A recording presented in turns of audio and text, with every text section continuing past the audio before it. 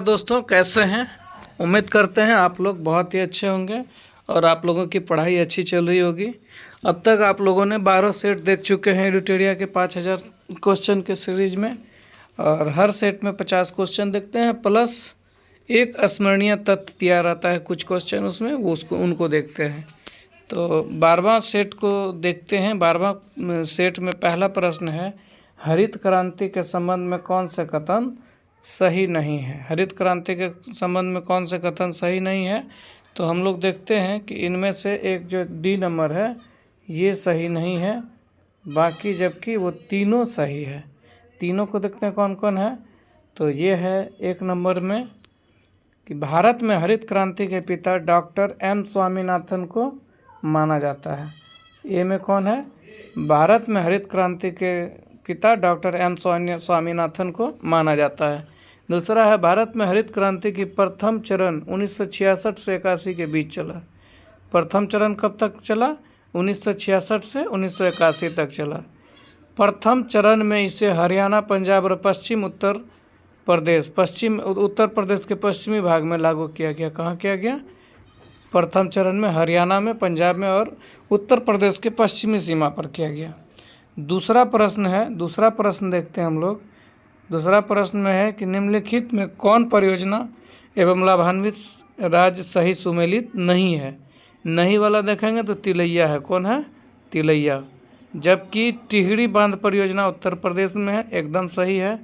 नागार्जुन सागर परियोजना ये भी आंध्र प्रदेश में है। तुलबुल परियोजना जानते हैं, तुलबुल नदी पे है और ये है जम्मू कश्मीर में। तो याद रखेंगे, टिहरी बांध परियोजना उत्तराखंड, नागार्जुन सागर परियोजना आंध्र प्रदेश, जबकि तुलबुल परियोजना जम्मू कश्मीर होगा। आगे चलते हैं, तीसरा प्रश्न को देखते हैं। तीसरा प्रश्न है कि निम्नलिखित में गोदावरी की सहायक नदी कौन नहीं है। ये कोयना जो है ये गोदावरी की सहायक नदी नहीं है, जबकि मंजीरा ये गोदावरी की सहायक नदी है।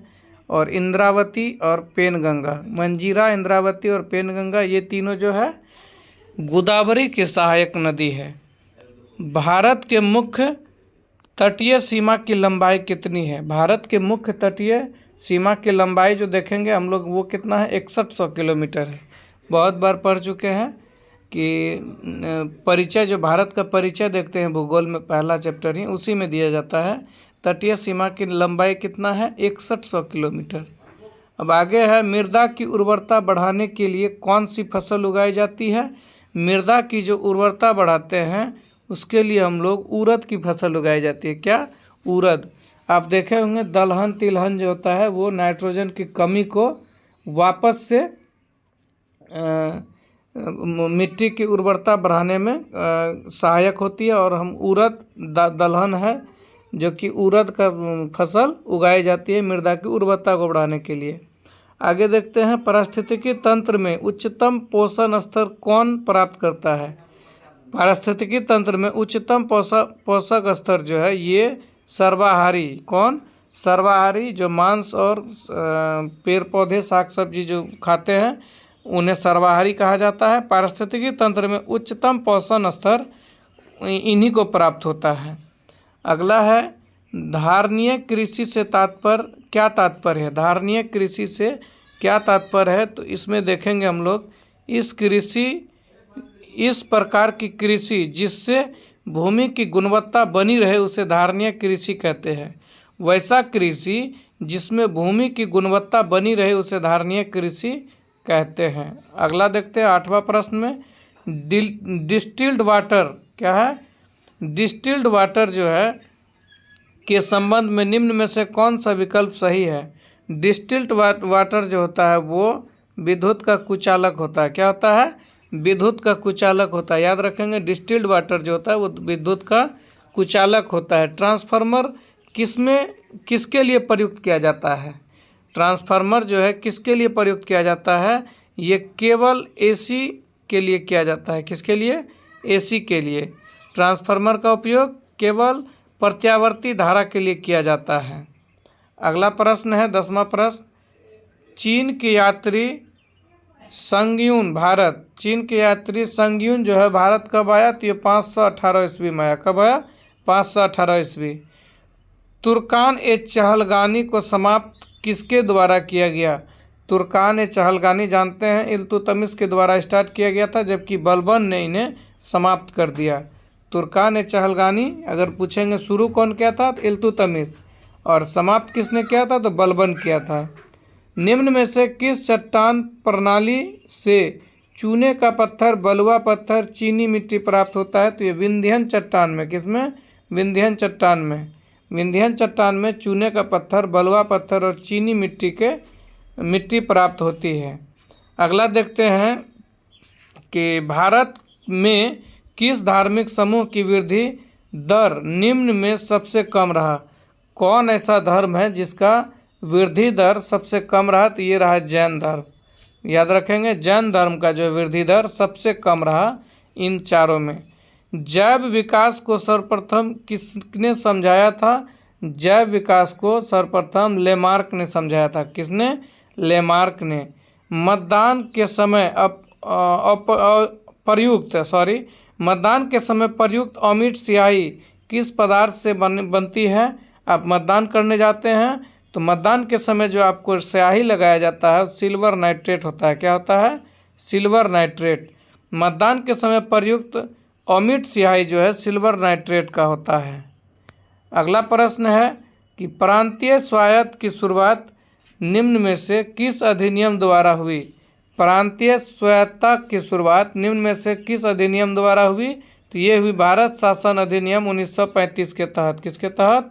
भारत शासन अधिनियम 1935 के तहत हुआ।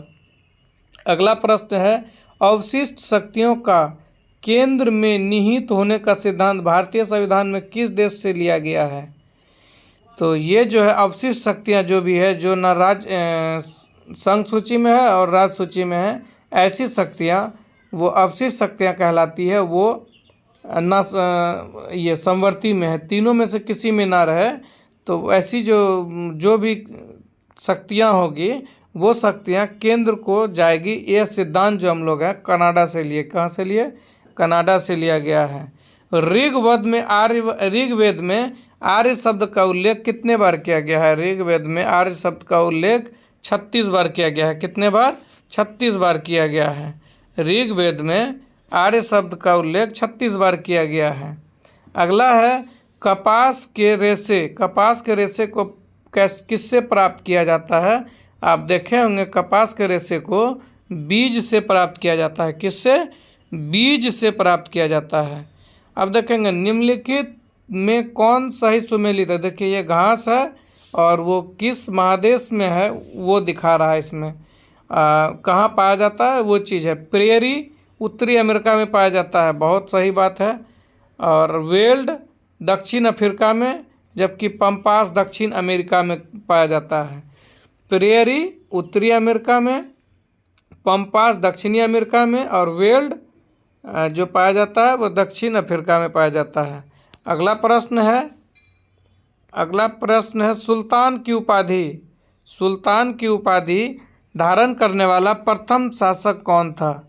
सुल्तान की उपाधि धारण करने वाला प्रथम शासक महमूद गजनी था। कौन था? महमूद गजनी। दिल्ली सल्तनत के किस शासक ने सबसे पहले अस्थाई सेना की नींव रखी थी? तो आप लोग भली भांति जानते हैं इनको, अलाउद्दीन खिलजी। दिल्ली सल्तनत के अलाउद्दीन खिलजी ने ही सर्वप्रथम अस्थाई सेना रखने की नींव रखी थी। निम्न में से सुमेलित नहीं है। इलेक्ट्रॉन का खोज कौन किया था? तो ये किए थे जे थॉमसन साहब ने। कौन किए थे? J Thomson. जबकि प्रोटॉन का खोज गोल्डस्टीन ने किए थे। न्यूट्रॉन का जेम्स चैडविक। ईट परनाच। तो इलेक्ट्रॉन को जे थॉमसन, प्रोटॉन को गोल्डस्टीन, न्यूट्रॉन को जेम्स चैडविक। अगला प्रश्न है ठोस एरोसोल का उदाहरण है। ठोस एरोसोल का उदाहरण याद रखेंगे धुआं होगा। ठोस एरोसोल क्या कहलाता है? धुआं कहलाता है। अगला प्रश्न है राज्यसभा में सरकार द्वारा प्रस्तुत किसी विधेयक के गिर जाने का क्या अर्थ होता है? राज्यसभा में सरकार के द्वारा प्रस्तुत किसी विधेयक के गिर जाने का क्या अर्थ होता है? तो ये होता है राज्यसभा में सत्ताधारी दल का बहुमत नहीं है। राज्यसभा में सत्ताधारी का दल बहुमत में नहीं होता है, जिसके कारण से वहाँ विधेयक पास नहीं होता है। भारत के कोरोमंडल तट पर सर्वाधिक वर्षा होती है, कब होती है? कोरोमंडल तट आप जानते हैं? कोरोमंडल तट अगर नहीं जानते हैं तो देख लीजिए, भारत का ये दक्षिणतम भाग है। दक्षिणतम भाग में आपको देखने को मिलेगा, ये केरल का भाग है, जबकि ये जो है ये है तमिलनाडु का। ये हुआ कोरोमंडल तट, तमिलनाडु के भाग में कोरोमंडल तट कहलाता है, जबकि ये जो है इस साइड में ये मालाबार तट कहलाते हैं। तो ये यहाँ बता रहे हैं क्वेश्चन में, कोरोमंडल तट पर सर्वाधिक वर्षा कब होती है? तो हम लोग जानते हैं कोरोमंडल पर सर्वाधिक वर्षा अक्टूबर और नवंबर महीने में होती है, क्या कि लौटते मानसून से वहाँ बारिश होती है। सूची 1 को सूची 2 से मिलान करें।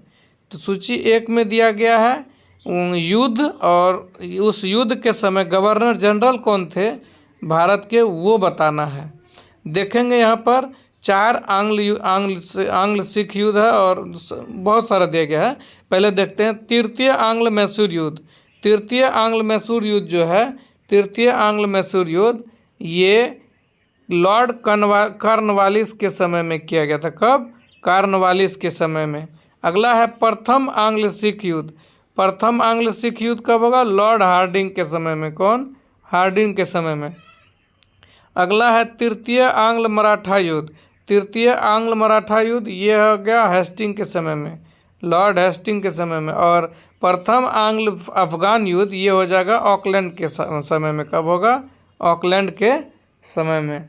याद रखेंगे, तृतीय आंग्ल मैसूर युद्ध ये हुआ कॉर्नवालिस के समय में, प्रथम आंग्ल सिख युद्ध हार्डिंग के समय में, तृतीय आंग्ल मराठा युद्ध ये हेस्टिंग के समय में, प्रथम आंग्ल अफगान युद्ध ये लॉर्ड ऑकलैंड के समय में हुआ था। अगला प्रश्न है 28वां प्रश्न कि राज्य के नीति निर्देशक तत्वों का समुचित क्रियान्वयन निर्भर करता है। राज्य के नीति निर्देशक तत्व का समुचित क्रियान्वयन जो निर्भर करता है वो सरकार की इच्छा शक्ति और पर्याप्त संसाधनों की उपलब्धता पर। सरकार का अगर इच्छा शक्ति है और उसके पास उपलब्ध संसाधन है तो डीपीएसपी को लागू कर सकते हैं सरकार।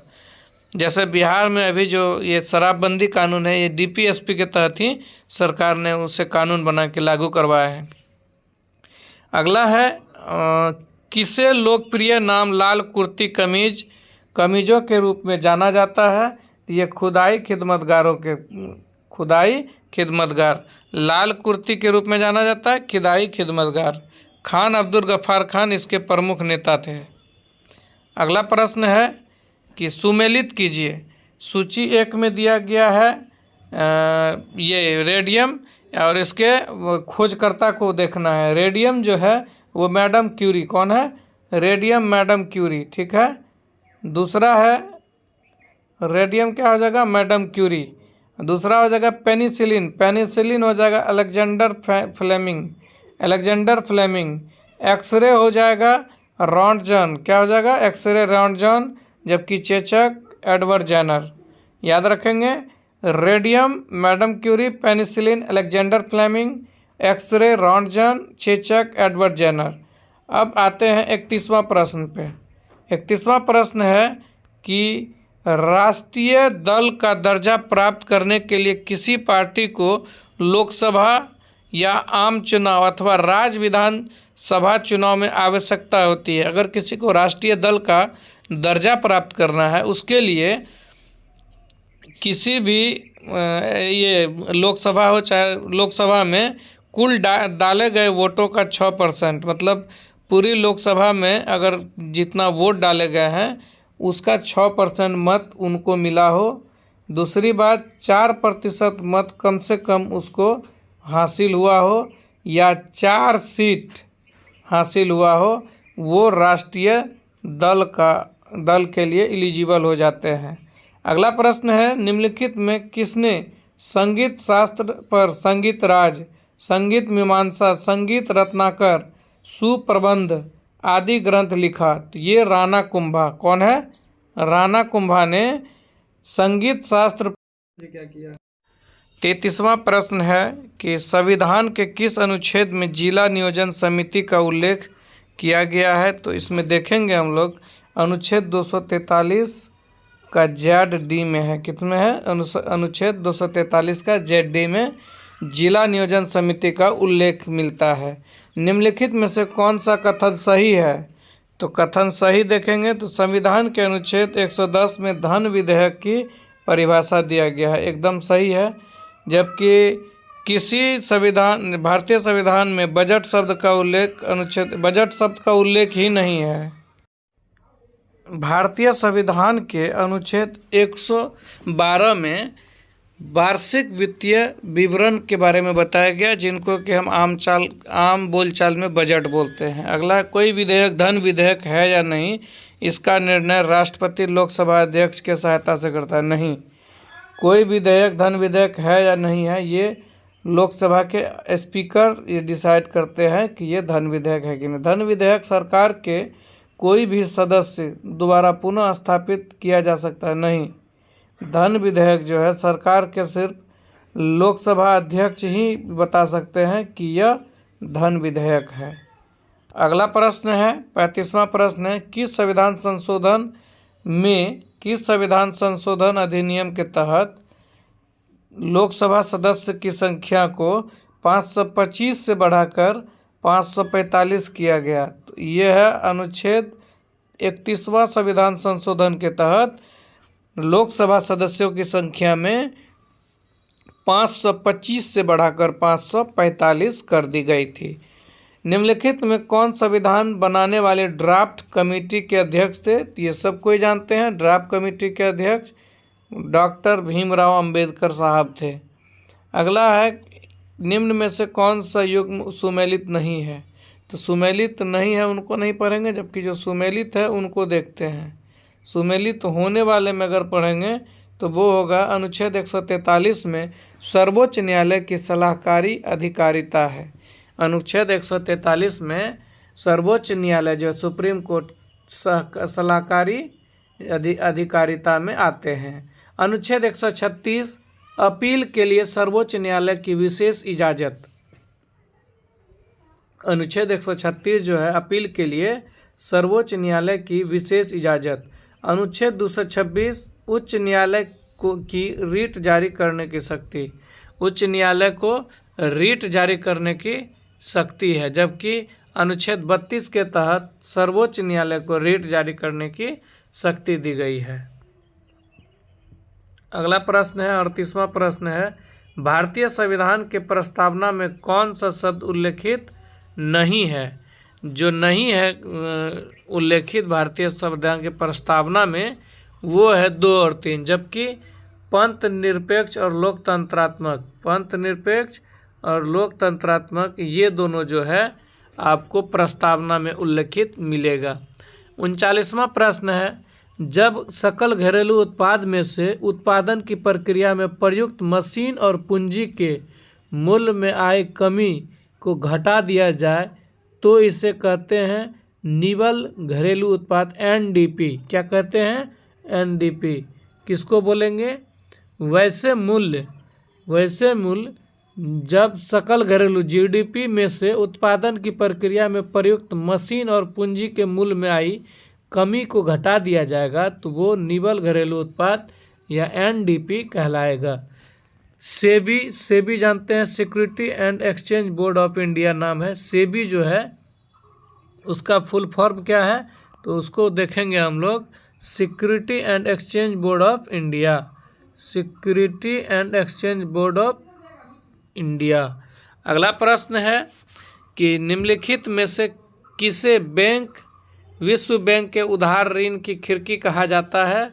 तो वो कहा जाता है अंतर्राष्ट्रीय विकास संघ। किसको बोलेंगे? अंतर्राष्ट्रीय विकास संघ, आईडीए को विश्व बैंक के उधार ऋण की खिड़की कहा जाता है। निम्नलिखित में से कौन सुमेलित नहीं है?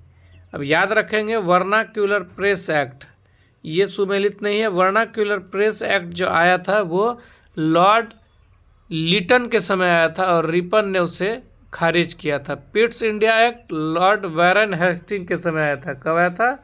Warren Hastings. Pitt's India act Warren Hastings के समय, जबकि डॉक्ट्रिन्स ऑफ लैप्स ये डलहौजी के समय में, वर्नाक्यूलर पेस एक्ट जो था वो नहीं था लॉर्ड कर्जन, वो था लॉर्ड लिटन। इल्बर्ट बिल वो लॉर्ड रिपन के समय में आया था। बाल विवाह रोकने के लिए एज ऑफ कॉन्सेंट एक्ट कब लाया गया? बाल विवाह रोकने के लिए एज ऑफ कॉन्सेंट एक्ट जो था वो 1891 ईस्वी में लाया गया। कब लाया गया?